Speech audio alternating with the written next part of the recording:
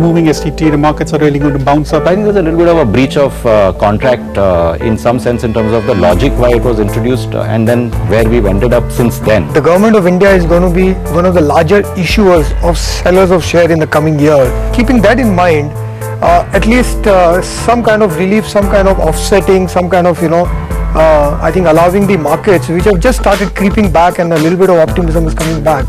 I think it will be good to have that. That's a master stroke. He's thrown the ball back into the government's court and said, don't do it for us, do it for yourself.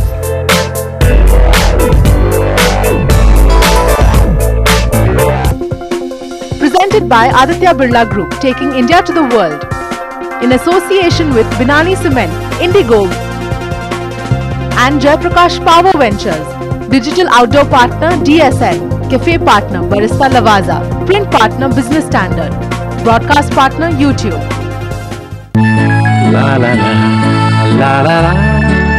एक dad के roles तो बहुत होते हैं, पर सबसे जरूरी role है एक प्रोटेक्टर का। अवीवा प्रोटेक्शन प्लान, ताकि आप निभाएं अपना सबसे जरूरी रोल हमेशा।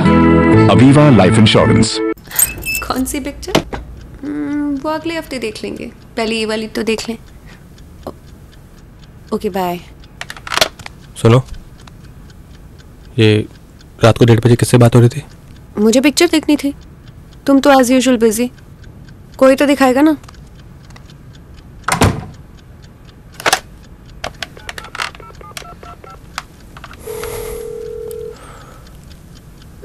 Welcome to Tata sky. May I help you? Hello. Sorry sir, पर टाटा स्काई की सर्विस कुछ है ही ऐसी। कोई भी जरूरत हो, हमारे कॉल सेंटर आपके लिए 24 घंटे खुले रहते हैं। तभी तो सर, इसको लगा डाला तो लाइव जिंगल आला।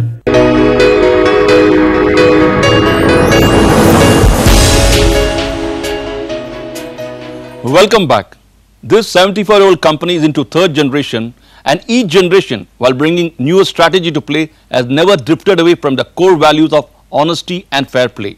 My colleague Veena Krishna caught up with 57-year-old L. Ganesh, chairman of Rane Group at his well-appointed office in Chennai, to find out why the company has chosen the organic path to growth. And this is what he has to say. Okay, Mr. Ganesh, Mr. Sehgal, thank you for joining us.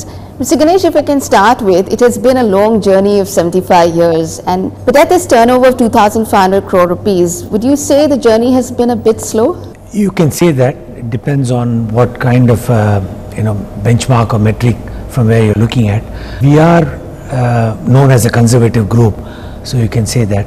But what I would say is that if you say in the last 10 years, instead of growing at 10-12% CAGR, we could have probably done better than that, maybe 15 to 20.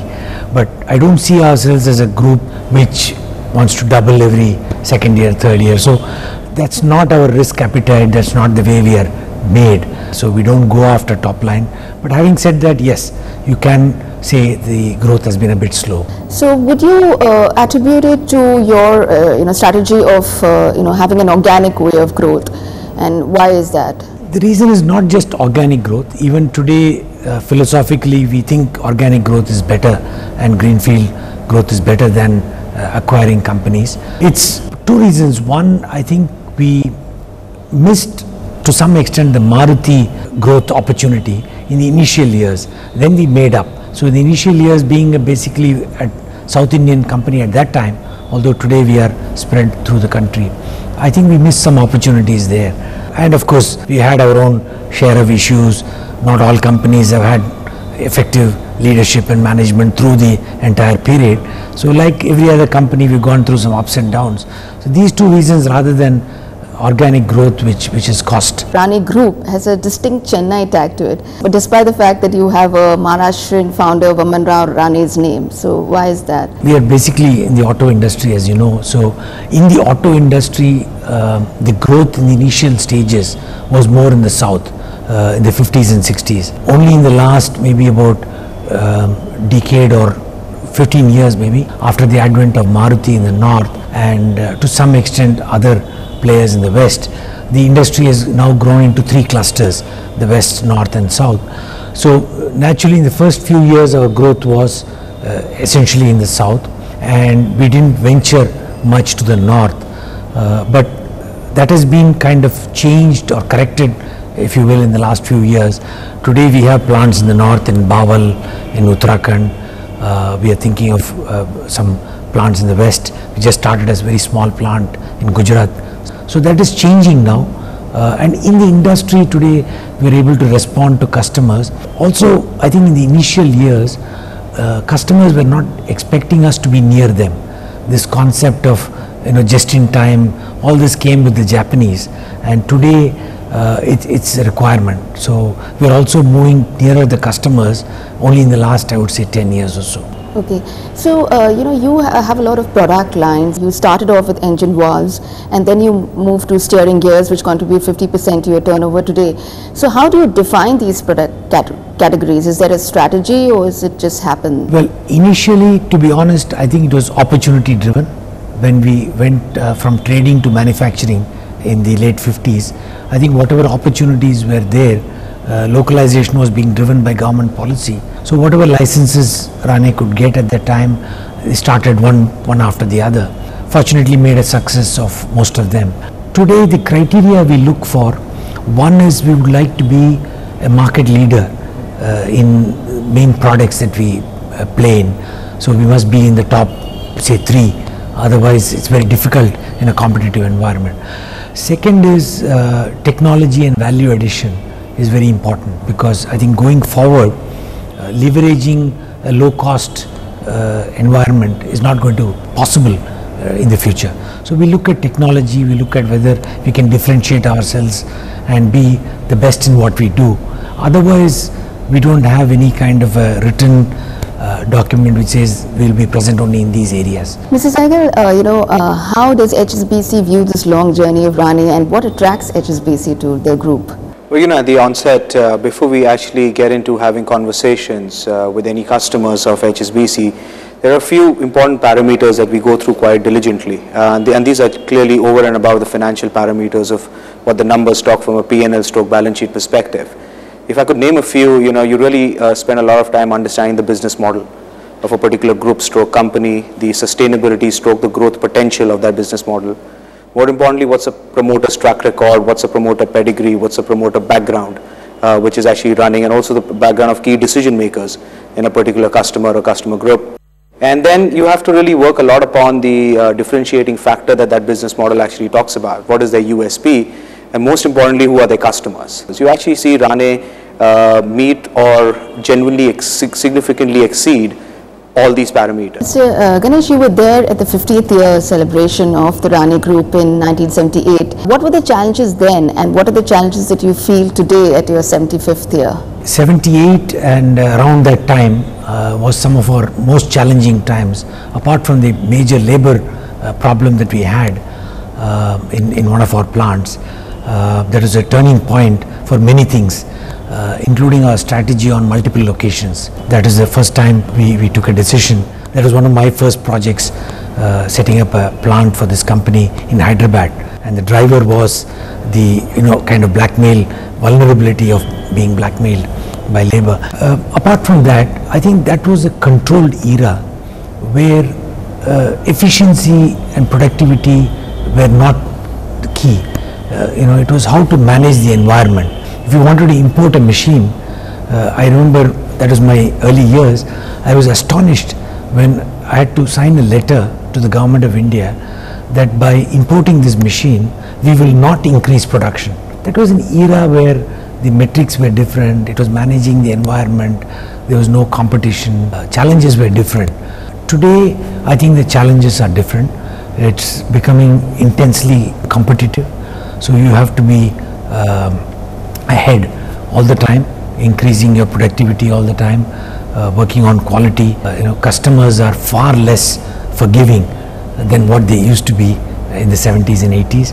Apart from everything else, we have moved from extreme protection to a situation where we are today totally open to competition from everywhere. I would think that is the major shift in the challenge. So you've also adopted the Japanese methodology and put in the total quality management in your factories, for which you've won a lot of awards. In a layman's term, what does the Japanese teach the Indian in manufacturing? Okay, many things. A fact-based decision-making style from an opinion-based style. Indian management in those times, we adopting Western model or whatever the reason, we were opinion-based kind of thing. So hierarchy and opinions used to rule the day. The Japanese started teaching us that everything, you go to the shop floor, look at the facts, understand the situation, and you'll be surprised that what you think is the problem is not the problem. And I would say this was the biggest challenge, to change the mindset of ourselves, including me, to all our management staff, from an opinion-based decision making to a fact-based decision making. What is needed to make it big in the world of business? One is, I think, the risk appetite and attitude is very important. How much of one is able to take a risk appetite. Point number two is the opportunity and the environment that you are placed in. In India today we have certain opportunities, being in a particular phase of growth. In a mature economy it's a different kind of challenge. So I would say one's own risk appetite and the opportunities in the environment. These two, I think, are the only factors which determine how much one can grow. So what, according to you, makes a company or an individual a long-term player? I think the core values that underlie the company's philosophy should remain same. Now, core values could be from an ethical standpoint, from the way we deal with different stakeholders, the fairness, the honesty, the integrity, the customer focus. So whatever the core values that the company has been started with or an organization, if those core values remain unchanged despite ups and downs, despite problems which every organization will go through, that is something which creates the trust of the stakeholders, and the trust of all stakeholders in an organization, I think, is the most important factor for longevity. Okay, Mr. Ganesh, Mr. Sehgal, thank you for joining us. Thank you. Well, that was L. Ganesh admitting to being a conservative South Indian, but at the same breath saying it's time for the company to keep up with the changing times. These are the mantras he implemented to build Rani Group. Honesty, transparency and ethical practice is their daily prayer. Tying up with foreign companies is a must to keep in sync with latest technology. Organic growth is a way of life. All decisions are fact-based, not opinion-based. This is inspired by Japanese style of management. And finally, focus on employee satisfaction. A satisfied employee makes for satisfied customers. Well, the whole edifice of Rani Group has been built on the value system. Here I am reminded of what the well-known management guru, the late Shumantra Ghoshal, said. Companies that succeed are driven by internal ambition. Stock price don't drive them. Ambitions and values drive them. Rani Group certainly is a shining example. It is a pleasure to bring such examples to you. On that note, it is time to say goodbye. We will be back next week with another interesting episode. Till then, keep watching CNBC TV 18.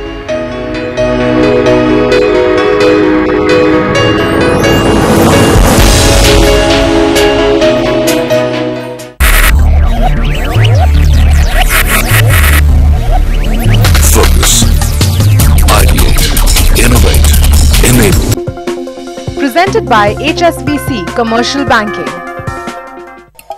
Get the good, the bad, and the ugly truth. Find out if Budget 2012 paved the way to help India bounce back or break down. IRB and CNBC TV 18 present The Verdict, a discussion with India's leading CEOs, policymakers, and market participants analyzing Budget